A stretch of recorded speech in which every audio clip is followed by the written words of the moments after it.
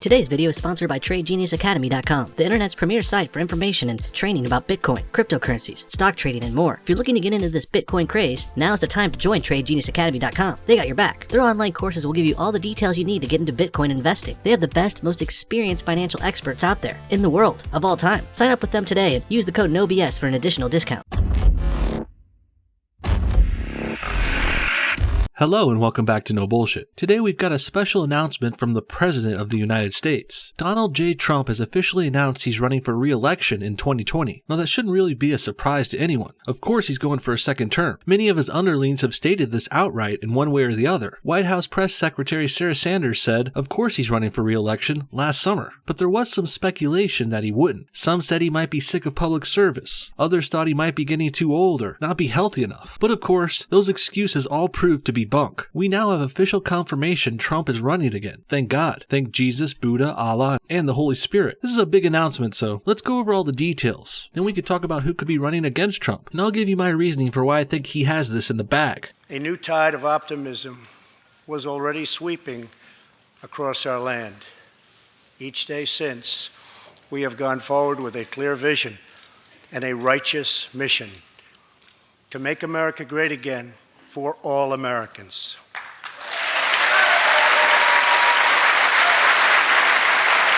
First, the announcement. Yesterday, Tuesday, February 27th, Trump announced that the man behind his highly successful Facebook campaign strategy will run his entire 2020 campaign. Brad Parscale was previously the digital director of the 2016 campaign. Let's take a look at this article from The Verge to get some more information. Parscale, who started off the campaign by building its website, became known for commanding an ambitious data project, as laid out in a Business Week profile from the time. He was also known for his use of social media during the campaign. Business Week described him as one of the few people trusted with ghostwriting Trump's tweets. That's a pretty big deal. I think it's becoming pretty apparent over the last couple years that social media has been playing a big role in this election process. Trump's Twitter has become its own goddamn phenomenon. The Don has not only leveraged it as a way to speak directly to the people without interference from the mainstream media, not just that, he's also used it to advertise and spread the word about his campaign. Facebook too, to a lesser degree. And I'm really impressed Parscale here was also one of the few people who could write tweets for Trump. That's some high level trust right there. I always assumed Trump wrote most of his own tweets, which I still think he does, but having some official announcements on there written by staff makes sense too, especially during campaigning and holding public office. Let's begin tonight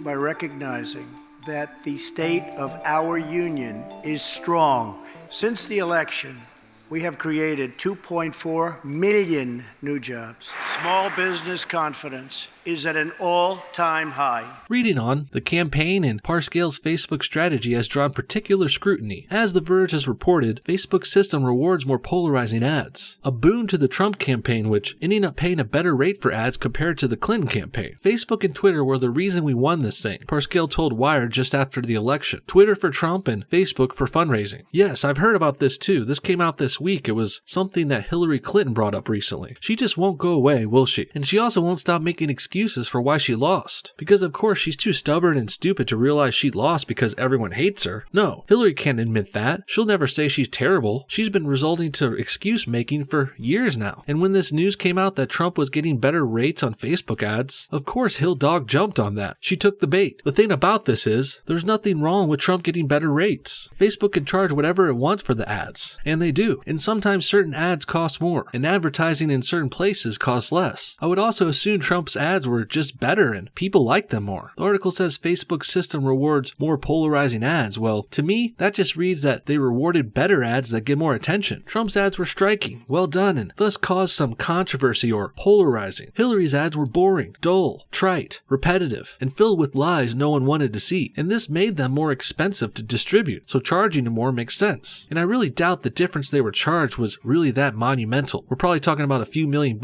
at the most, which is a lot of money for you and me, but not for these billion-dollar campaigns.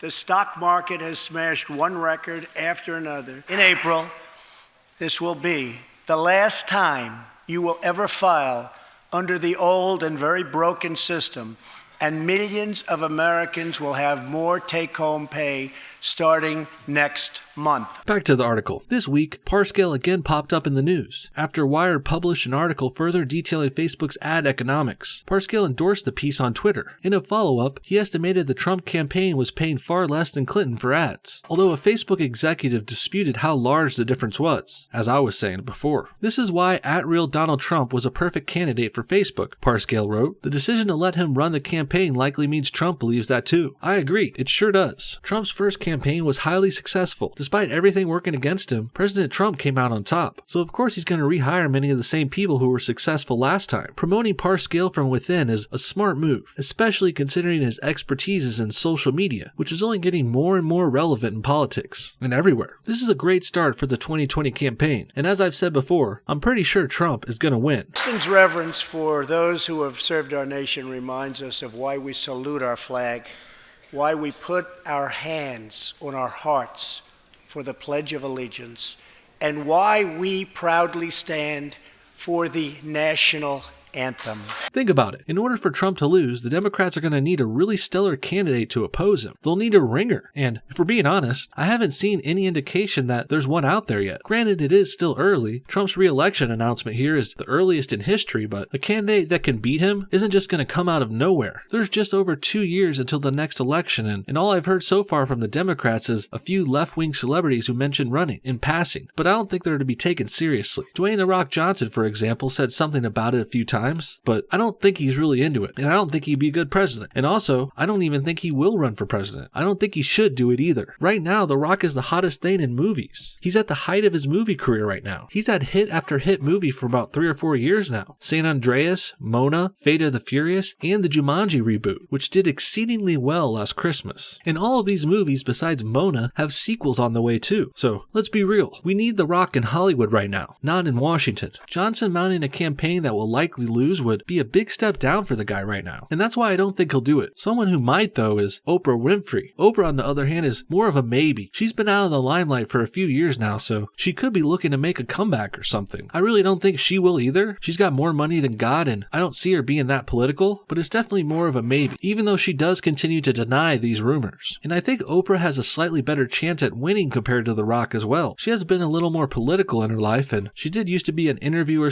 / reporter type celebrity, which would transition into politics a bit better than The Rock, an action star. Oprah also has been a huge household name for years now, since I was a little kid. Now, The Rock is becoming a household name now too, but Oprah's got quite a few years on him. With all that said, I think there's no way in hell Oprah will beat Trump if she did run. The Donald is going to win for a variety of his own reasons, regardless of who opposes him. Trump is a trendsetter for starters. While other celebrities are hopping on the entertainers turning to politics bandwagon, Trump started the damn bandwagon. He took the blueprint from Ronald Reagan, the first actor turned president from the 80s, and also the father of modern conservatism. Trump used the blueprint Reagan wrote and used it to build a golden bandwagon in 2016 that won him the election. And now that people have seen that work, other actors and entertainers are thinking about mirroring him. But while it's good to see Democrats changing tactics, it shows they're not that crazy anymore. I'm still afraid this won't work for them. Not from what I've seen. Not these options going against Trump, to say the least. And there are even more factors that support the idea that Trump is probably going to win, mostly having to do with Trump being an incumbent candidate. There's a reason why 4 of the last 5 presidents have won their re-elections. Unless the president really fucks things up, they have a great advantage in a re-election campaign. People are more familiar with the sitting president. He already won the first election, so the second is much easier after that, especially if the president has done a good job and has some success under his belt, which of course Trump qualifies for. Not only has the economy bounced back, security and immigration is getting handled too, and the biggest win of all, Trump cut taxes. This is the biggest win any president could get. People love keeping more of their money. Go figure. And the last president who cut taxes, Reagan, he of course won re-election. But not only did Reagan win, he won every state besides Minnesota and DC. That's a huge landslide, and quite embarrassing for the Democrat candidate Walter Mondale, whoever that guy is. In my estimation, the 2020 election will be very similar to this 1980 re-election of Reagan. Both feature highly successful entertainers, turned Republican presidents, running for re-election. Both cut taxes too, don't forget. That gets a lot of people on your side. And also, like in 1980, in 2020, the Democrats are going to be forced to run some nobody who's just set up to lose. There's a reason no one outside of his home state of Minnesota knows who Walter Mondale is. He's very much like other lame, set up to lose candidates like John Kerry, who tried to beat Bush in re-election, or Mitt Romney, who tried to beat Obama in his re-election bid. Needless to say, these dogs don't hunt. In the end, we finally have official confirmation that Trump is running for re-election, and considering all the reasons I just laid out, I'd say he's more than likely to win, perhaps in a landslide, unless the Democrats pull some ninja candidate out of their ass. I don't think Trump will win all the states but one like Reagan did though. He'll surely lose California again and probably New York. But the rest of the country, the rest of the nation, is looking like it's gonna go red to me. What do you guys think? Was Trump's re-election announcement a surprise to you? Do you think choosing Parscale, the digital director, to run the whole campaign was a good choice? And who do you think will be the Democrat candidate? Will it be a celebrity or some politician no one's ever heard of? Comment your thoughts on everything below, and thanks for watching No Bullshit. See y'all next time.